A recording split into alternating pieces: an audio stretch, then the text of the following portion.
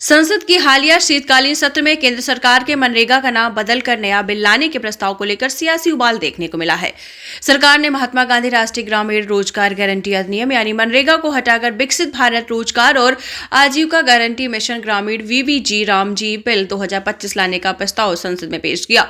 प्रियंका गांधी वाड्रा ने गंभीर आरोप लगाए हैं, तो हम आपको सुनाते हैं क्या कुछ कह रही हैं प्रियंका गांधी वाड्रा। आप सुनाएं। लोगों की सनक है कि हर चीज का नाम बदलना है और जब नाम बदला जाता है तब खर्चा होता है सरकार का, केंद्र का। ये एक अलग बात है।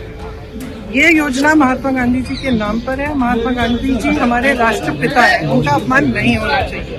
तो तीसरी और सबसे जरूरी बात, नाम बदलने से ज्यादा जरूरी ये बात है कि जो अधिकार इसी सदन में सबकी सहमति से जब वो कानून बना तो यहाँ एक भी राजनीतिक दल नहीं था जिसने सहमति नहीं दी। तो सबकी सहमति से ये कानून बना कि रोजगार का 100 दिन का अधिकार जो सबसे गरीब जन है इस देश का उसको मिलना चाहिए।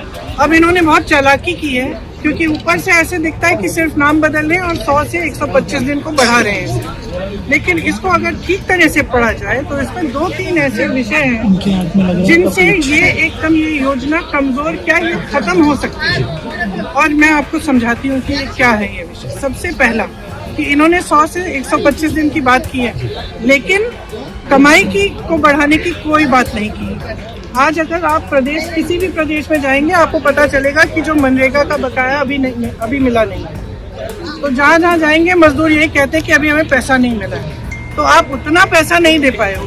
केंद्र पहले 90% केंद्र की जिम्मेदारी होती थी कि केंद्र पैसे देगा। आज उन्होंने इस विधेयक से ये चाहते हैं कि वो कम हो जाए। तो जब वो कम होगा तो प्रदेश को देना पड़ेगा। जो गरीब प्रदेश है वो दे ही नहीं पाएंगे। इतना भार, इतना बोझ पड़ जाएगा उनकी अर्थव्यवस्था पर कि वो दे ही नहीं पाएंगे। जब दे नहीं पाएंगे तो क्या होगा? योजना खत्म हो जाएगी। दूसरी बात, आज जो गांव में काम होना है वो कौन तय करता है, कौन निर्धारित करता है? ग्राम प्रधान, पंचायत में निर्धारित होता है वो, और उसके लिए पैसे वहीं पे भेजे जाते हैं। अब क्या होगा कि केंद्र में निर्धारित होगा।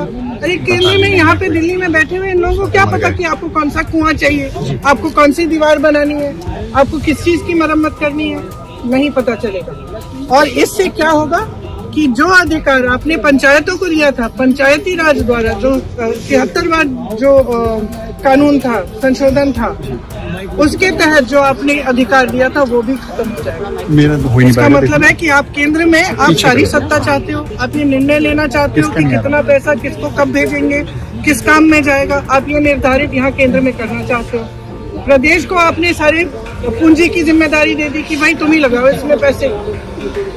और जो पंचायत में है, जो गांव में है, उसका क्या होगा? उसको जो अभी मजदूरी नहीं मिल रही है उसका क्या होगा? 125 दिन कहना आसान है, उसके पैसे दोगे? खुद कह रहे हो कि नहीं देंगे, तो क्या होगा? स्कीम खत्म हो जाएगी। एक साधारण स्कीम बन जाएगी जो बाकी सरकारी स्कीम है। इसमें जो अधिकार है, जो ग्रामीण जनता के लिए, जो हमारे सबसे गरीब भाई बहनों के लिए जो अधिकार है वो खत्म करने जा रहे हैं। और आप जहाँ भी जाएंगे इस देश में दूर से पता चल जाएगा कि ये मनरेगा का लेबर है, ये मनरेगा का मजदूर है। दूर से पता चल जाएगा। उसके हाथ कठोर होते हैं, उसकी चेहरे पे झुर्रियाँ होती है, गरीब से गरीब इंसान होता है वो। वायनाड से लेके रायबरेली तक मैंने देखा है। दूर से पता चल जाता है कि मनरेगा के मजदूर है, उसको भी खत्म